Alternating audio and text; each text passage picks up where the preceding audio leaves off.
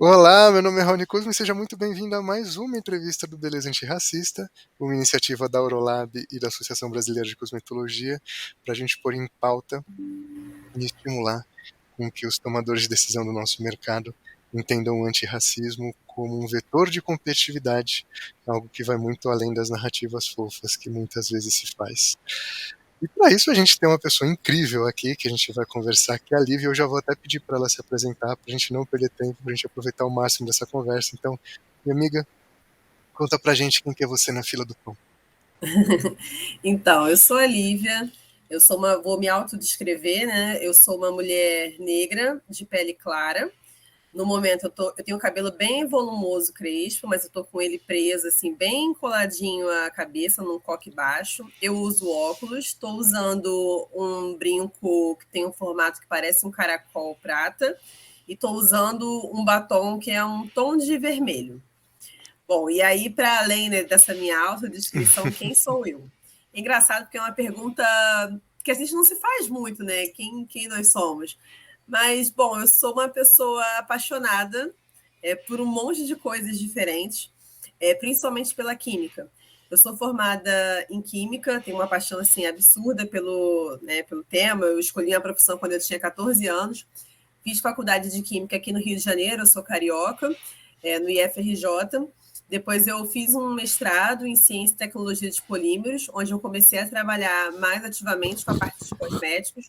Aí eu ingressei num doutorado, trabalhando ainda com cosméticos, mas a academia não me satisfazia mais da maneira como eu queria. E aí eu migrei para o corporativo e hoje eu trabalho numa multinacional de beleza. E trabalho com desenvolvimento de protetor solar. E que jornada! E Lívia, para a gente começar a nossa conversa, a gente sempre faz duas perguntas que são padrão da nossa entrevista, que é, primeiro, o que é beleza para você? E já engatilhar na segunda, fazer uma combo, você sente que o mercado de beleza te representa? Bom, eu vou responder o que é beleza para mim da mesma maneira que eu fiz ano retrasado, teve um concurso no trabalho sobre storytelling, e era justamente para a gente falar sobre beleza. E aí, refletindo, né, eu quis participar, eu adoro participar de concurso, e aí eu refleti muito sobre o que era beleza. E eu cheguei à conclusão que, para mim, beleza é a gargalhada da minha mãe. Isso, para Que mim, é beleza. incrível! Porque quando ela ri, não tem como ninguém mais rir. E todo mundo fica mais bonito quando sorri. Então, para mim, isso é beleza. E quando eu penso no mercado de beleza, se ele de fato representa, eu diria que não. Mas eu acho que já foi pior. Eu acho que eu, por ser uma mulher negra de pele clara, que não tem um cabelo tão crespo, ainda sou mais representada do que mulheres negras de pele mais retinta, que tem o cabelo crespo, do que pessoas com deficiência também, mulheres trans negras. Então, eu acho que a gente tem um caminho longo para avançar. Eu sinto que teve uma melhora, mas ainda está muito longe do ideal, né? A gente viveu aí uma construção muito grande de um padrão de beleza totalmente eurocêntrico. Então, você tem uma indústria que é branca produzindo para pessoas brancas. E aí, onde estão as pessoas negras nessa equação? Sendo que, olhando para o Brasil, a gente tem aí 56% da população que se autodeclara preta ou parda. Então, a conta não fecha, ela simplesmente não fecha. E a gente deveria ser muito mais representado. A gente não deveria nem estar em 2023 tendo que falar sobre beleza antirracista num país como o Brasil. Mas a gente ainda está falando sobre isso porque algo deu errado no meio do caminho. Algo começou errado Uhum, no meio do perfeito, caminho. perfeito. E, minha amiga, a gente teve uma conversa que eu achei incrível, uma coisa que você trouxe sobre a história, né, da nossa beleza. Eu queria que você pudesse contar um pouquinho pra gente, né, talvez porque isso talvez tenha até se inspirado nessa dinâmica do storytelling. Como você enxerga essa relação da nossa beleza, compreendendo que vivemos, né, já num país que ele é avesso a tudo que não é homem hétero, cis e branco? Se tiver uma cerejinha de agro ali ainda vai ser uau, mas como não... Então, como é que você sente que existiu esse imaginário, essa construção, esse desejo e esta ação de se sentir negro hoje, a partir da história? Olha, a gente estava conversando, né, bastante sobre isso. Eu peço até licença à autora do livro que me inspirou a falar sobre isso no trabalho, que é a Giovana Xavier, que é escritora, professora da UFRJ, e ela escreveu um livro sobre a história social da beleza negra. E esse livro ele é muito interessante porque ele vai narrar como que se desdobra a indústria da beleza nos Estados Unidos. E aí pode parecer um pouco estranho falar, mas nos Estados Unidos, o que isso tem a ver com o Brasil? Tudo. Né? Porque nós somos muito influenciados pela forma como a beleza é feita lá. E embora lá a gente tenha uma população negra que eu acho que está em torno de 13% e aqui 56%, a forma como essa narrativa da beleza, da indústria da beleza se constrói lá, acaba vindo para cá de uma outra maneira e se perpetuando por um longo tempo. Então, eu lendo nesse livro, eu achei muito interessante como ela traz alguns pontos, é uma leitura densa, mas eu super recomendo, porque quando existe, primeiro que beleza, e aí falando do feminino como um todo, a primeira era muito demonizada, né? Porque era uma coisa da bruxa, né? Então, aquela mulher que merecia, não existia a coisa da vaidade. E aí, a partir do asseio, e a beleza começa a ser enxergada. Então, você tem ali as primeiras tinturas, os primeiros alisamentos. E quando essa indústria se constitui, produzindo, por exemplo, maquiagem, óbvio que ela não está pensando em pessoas negras. Porque pessoas negras nem eram vistas como pessoas. Então, como eu vou produzir algo para alguém se eu nem enxergo aquilo ali como uma pessoa? Pessoas negras eram objetos. Mas aos poucos, se enxergou, principalmente nos Estados Unidos, a possibilidade de vender para essas pessoas. Só que essa indústria, obviamente, era uma indústria pautada num padrão eurocêntrico. Então, os produtos eram muito feitos para tornar essa pessoa negra, esse ser negro, uma pessoa branca. Então, os benefícios que apareciam no produto, por exemplo, eram muito agressivos, né? O que a gente chama de claim na indústria. Era do tipo, clareia de 6 a 7 tons da sua compleição. E aí a gente sabe que isso é impossível. E até hoje, em alguns países de África, a gente tem a Nigéria com casos altos também dessa questão do clareamento da pele. Até hoje isso é espalhado em alguns países, né? Tem ainda um pouco desse mal que é você clarear a pele, porque alguém um dia disse que a pele branca é mais bonita. E cá entre nós, né? Eu discordo. Eu acho que todo mundo tem sua beleza, a melanina é que dá o charme para a população negra. Oxi, com certeza. Então, eram muitos esses claims, né, esses benefícios que eram muito agressivos, causavam muita alergia, queimadura, porque eram feitos sem nenhum cuidado, era pelo simples lucro. Então, começou-se, entre aspas, a olhar para essa população, mas sem um cuidado, sem um carinho, e transformando pessoas negras apenas em pessoas brancas de pele escura. Essa frase eu vi num estudo da minha empresa e eu achei isso muito interessante, porque é isso, vou transformar então em pessoa branca. Só que, obviamente, a gente sabe que existe uma complexidade de você desbotar ali a pele, né, despigmentar. Então, começou a haver uma queda desses produtos que eram focados na pele negra e uma ascensão dos alisamentos. Por quê? A pele é até mais difícil de você clarear, mas o cabelo você consegue alisar. Então, de alguma maneira, aquela pessoa negra pode se tornar mais aceitável se ela alisa o cabelo. E, assim, isso é uma coisa que está lá falando final de 1800 e alguma coisa. E até hoje a gente tem pessoas que alisam o cabelo porque entendem que é uma maneira de ficar mais bem vista pela sociedade. Então, isso é muito pesado e é uma coisa que está, ao mesmo tempo, há 100 anos, 120 anos atrás e está nos dias de hoje. A gente ainda tem pessoas assim. Então, começa a crescer esse tipo de produto. E, de novo, a indústria não está nem aí para as pessoas negras. Então, o que ela faz simplesmente é produzir esses produtos sem nenhum cuidado. As pessoas tinham queimaduras no couro cabeludo, sofriam de alopécia, perdiam muito cabelo por conta disso. E aí, nessa mesma época, a gente tem meio que uma divisão, né, de uma nova indústria negra que vai surgindo nesse momento nos Estados Unidos. Que, por um lado, você tinha ali pessoas que defendiam que não, você não deve fazer esses procedimentos porque negro é lindo, e outras pessoas negras que tomaram a frente disso e começaram a vender esses produtos para pessoas negras. Então, eram pessoas negras fazendo para outras pessoas negras com esse discurso de, olha, pode confiar no meu produto, porque eu estou fazendo, eu sou uma pessoa negra como você, mas ainda tentando se encaixar num padrão branco. Porque isso, o sistema, ele não permite que a gente simplesmente desponte. Ele abre brechas até o momento que ele acha que é confortável abrir essas brechas. Então, é um momento também que surge, por exemplo, a Madame C.J. Walker. E a Madame C.J. Walker tem até o documentário dela no Netflix, que ela justamente vende ali o fortificante, né, para cabelo, fazer o cabelo crescer, porque ela sofre, ela é uma mulher que sofreu ali na pele com esses produtos que eram extremamente agressivos. E quando a gente olha para o... Tem até uma propaganda que é muito famosa no... Você pode procurar no Google, que é da Pond's. Que, se eu não me engano, a Pond's é uma precursora da Dove, a antiga Dove, eu não tenho certeza, mas o nome da empresa era Pond's, que é uma propaganda de um sabonete.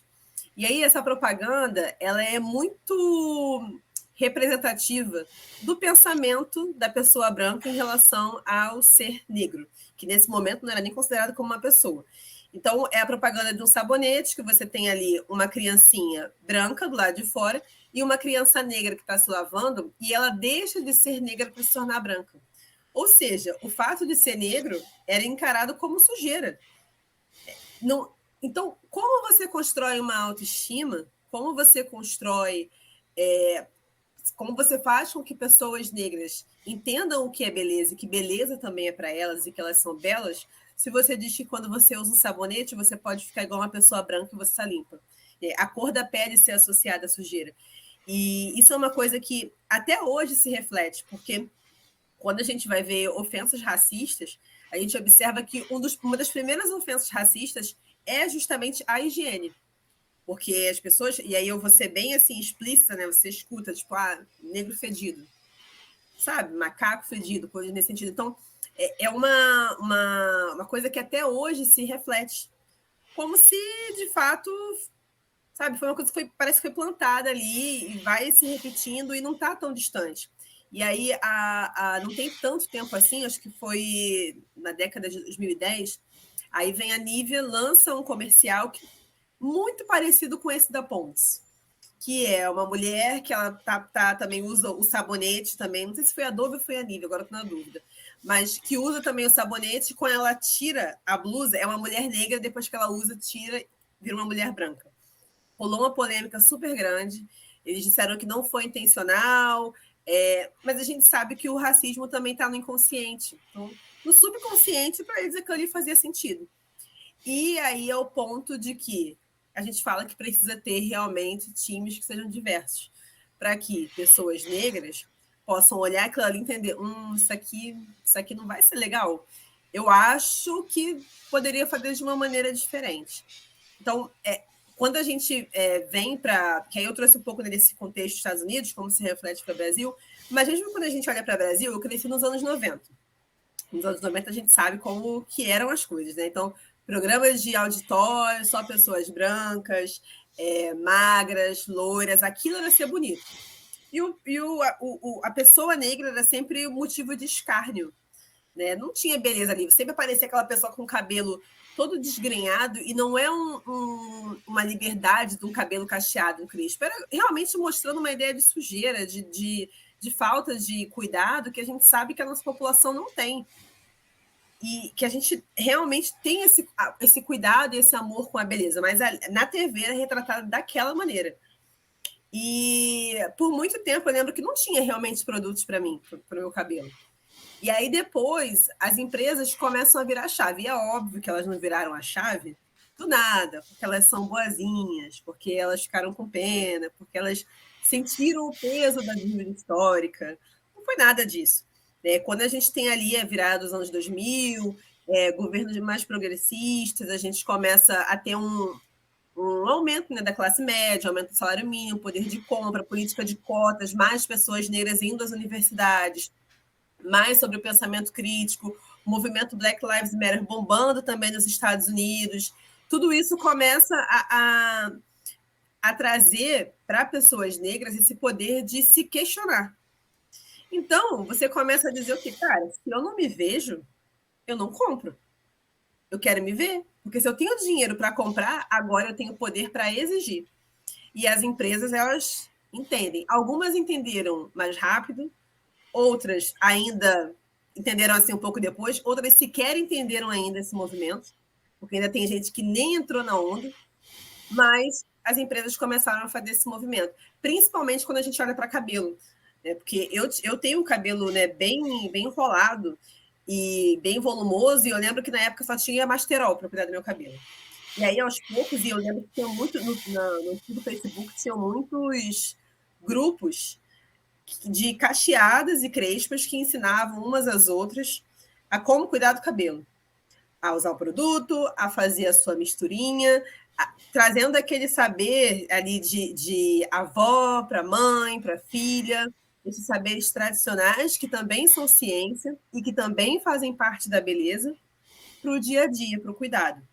Então, as empresas começaram a investir, a falar essa linguagem da consumidora, então, a trazer no rótulo misturinha, os tipos de cabelo como a gente rotula, né? O 3A, 3B, 3C, 2A, 2C, liberado, proibido, trazer ingredientes que bombavam nos grupos de Facebook, com a maisena, porque tem a máscara de maisena que a minha mãe usava, né? E eu também cansei de usar, que chamava de máscara de gesso, touca de gesso, que fazia com maisena para deixar o cabelo bem hidratado, o mel, a babosa. Cara, assim, quem tem uma mãe preta com certeza já ouviu falar de babosa no cabelo, que isso é uma coisa que é também tradicional. Os óleos, né, o azeite, o óleo de coco, tudo isso bombando assim, tanto que a indústria começa a trazer para dentro, porque ela percebe que se ela não acordar, vai perder esse consumidor. Mas ainda assim, eu acho que hoje, quando a gente olha para cabelo, a gente fez um movimento grande, mas focando muito em cachos.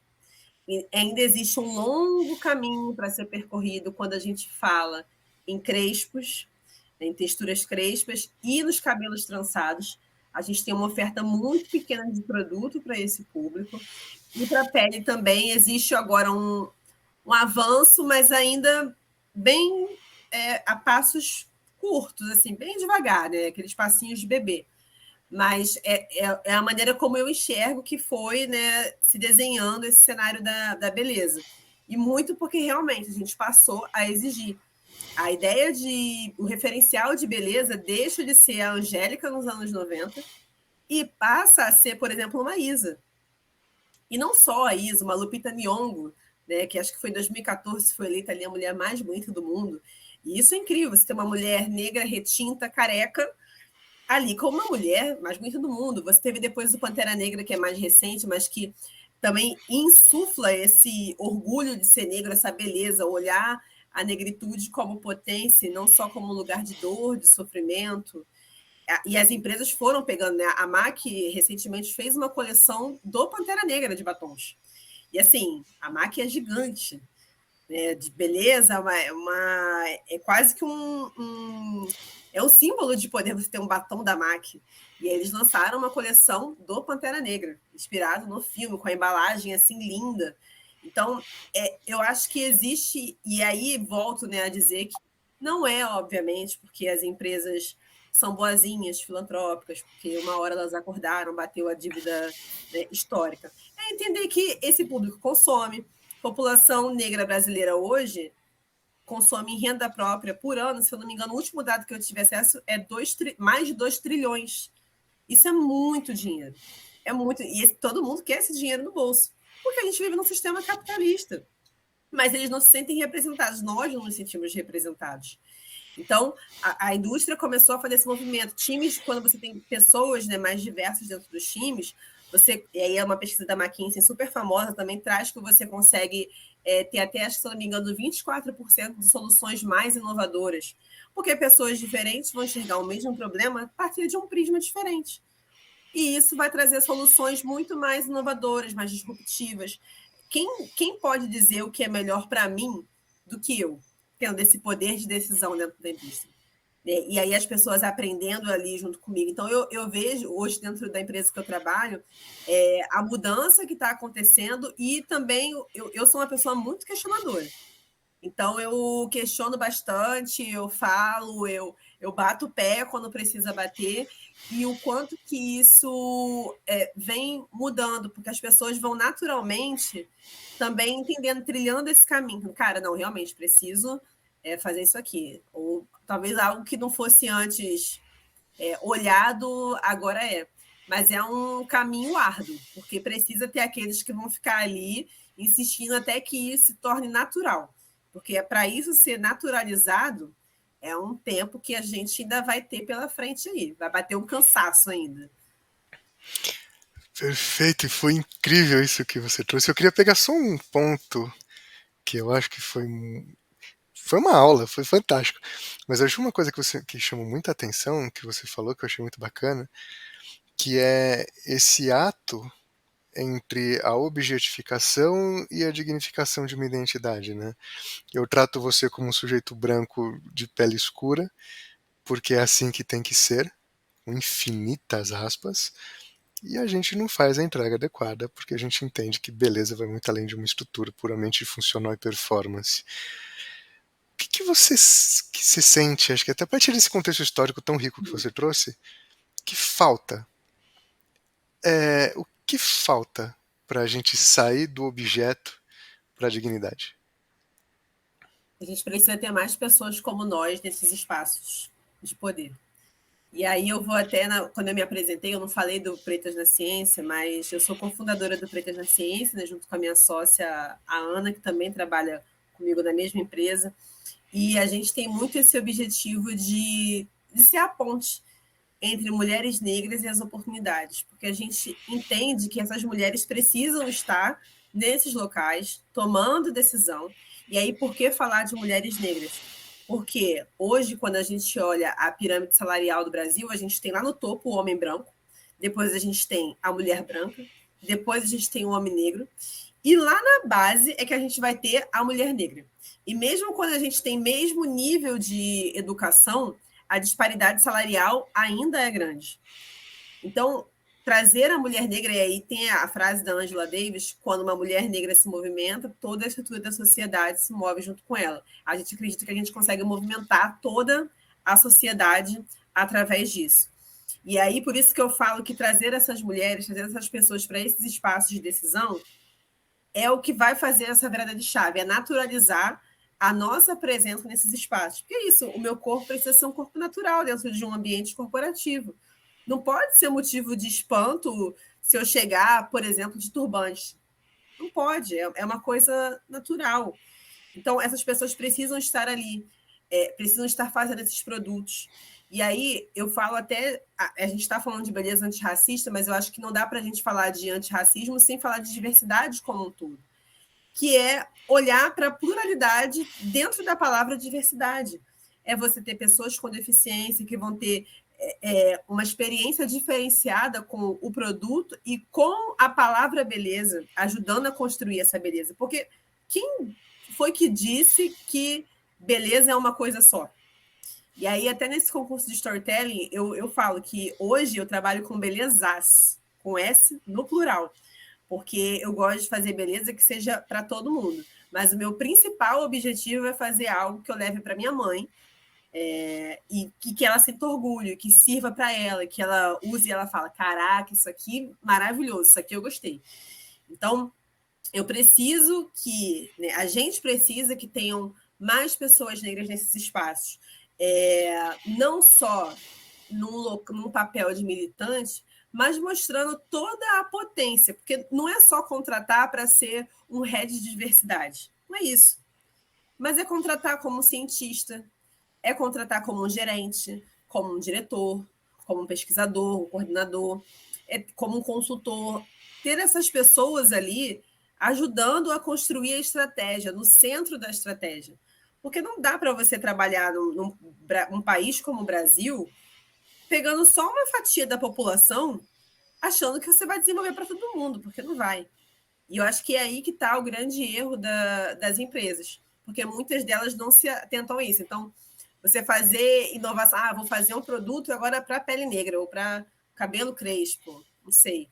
Mas se você não tem um time diverso, gente, é um tiro pela culatra, porque não vai rolar. Você precisa ter essas pessoas ali olhando esse problema, trazendo esse olhar híbrido de consumidor e, ao mesmo tempo, ali um colaborador daquela empresa, ajudando a construir esses valores, porque isso precisa passar pelos valores da empresa também.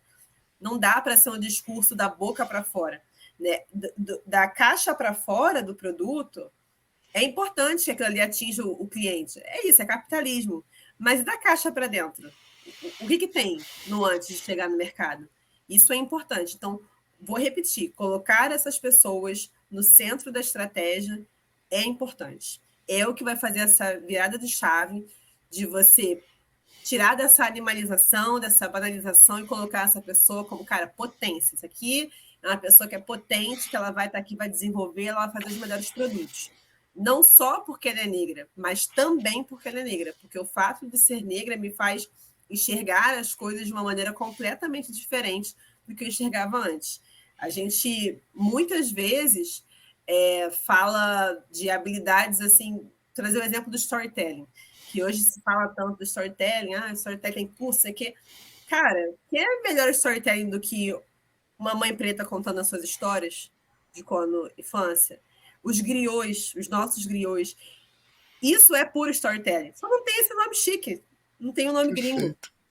Não colocaram um nome branco nisso, mas os griots contam histórias, e essa história, essa tradição oral que está lá desde o tempo das cavernas, essa coisa do contar, o de pai para filho, isso já existe há muito tempo. Nós somos contadores de histórias. Uma mãe numa comunidade que faz um milagre com um salário mínimo, alimenta todo mundo e às vezes ainda consegue sair para tomar o seu chopp, cara, essa mulher é uma grande economista.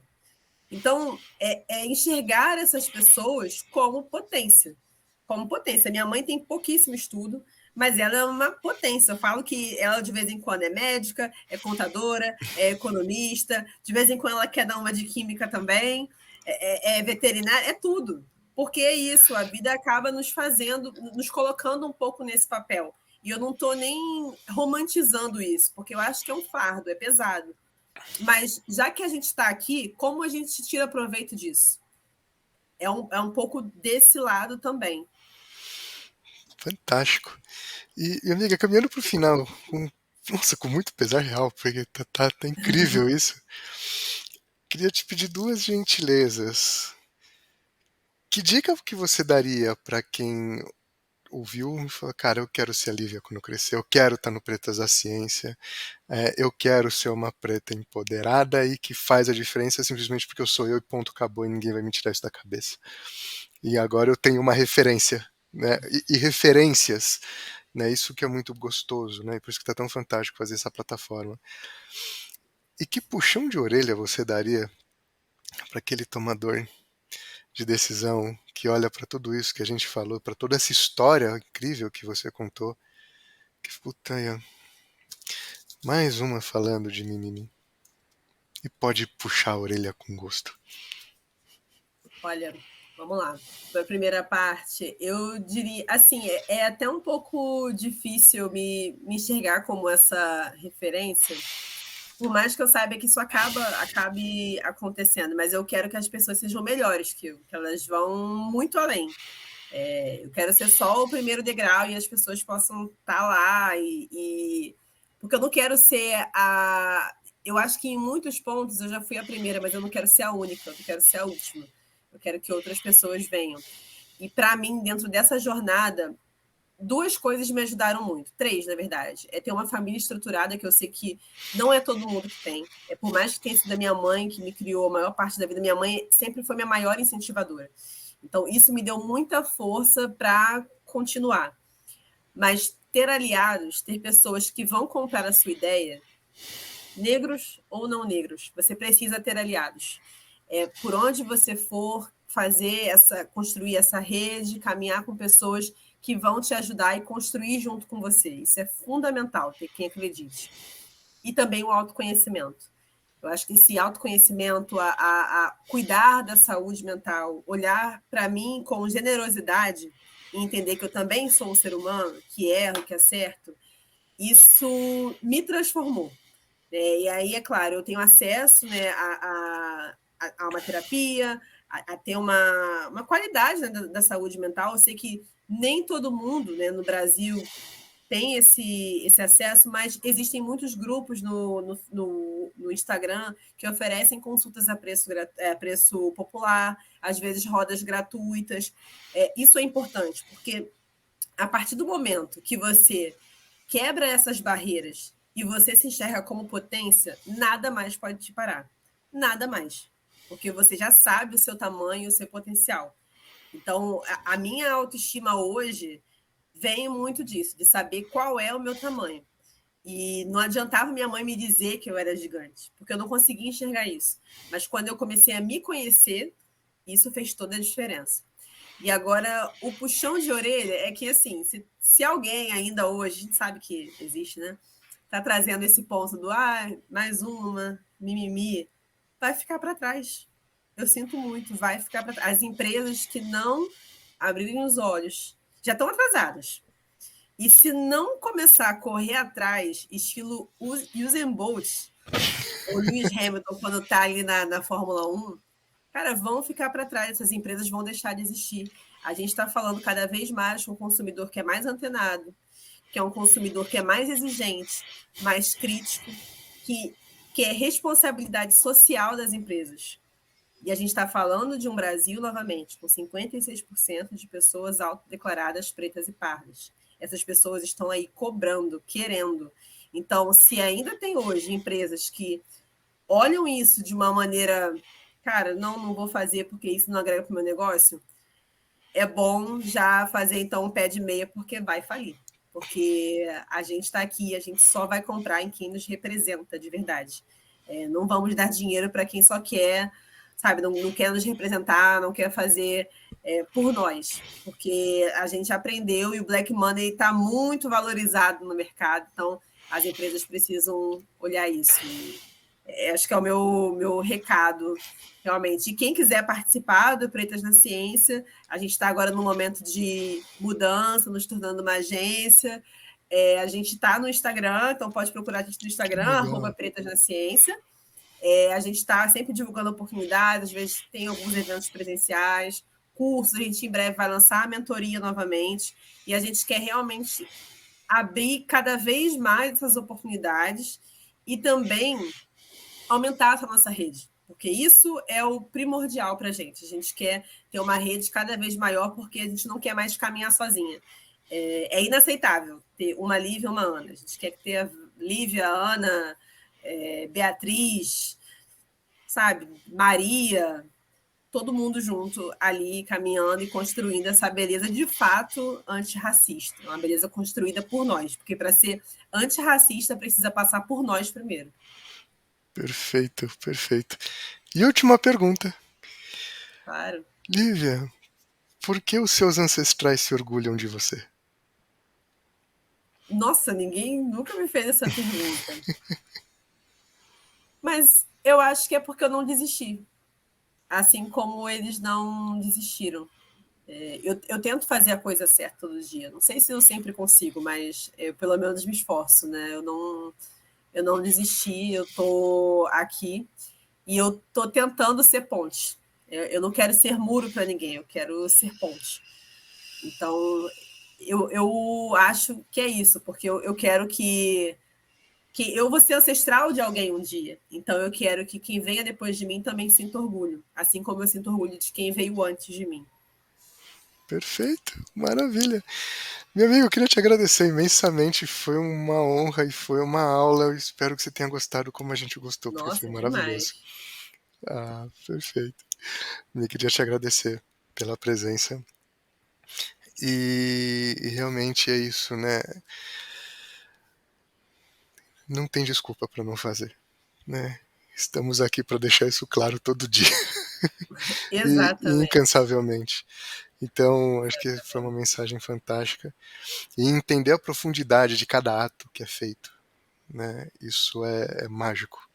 quando a gente entende que, de fato, né, a beleza antirracista deve partir por nós, e nós não devemos ficar só na operação, mas a gente tem que estar no estratégico também. Isso é Sim, eu excepcional. que agradeço. Foi um prazer enorme estar aqui, poder dividir um pouquinho. Adoro falar, então, assim, foi uma experiência incrível. Perfeito. E mais uma vez, muito obrigado, viu, Lívia? E obrigado a você também que ficou até o fim dessa entrevista, e muito em breve, mais entrevistas incríveis para vocês. Até já!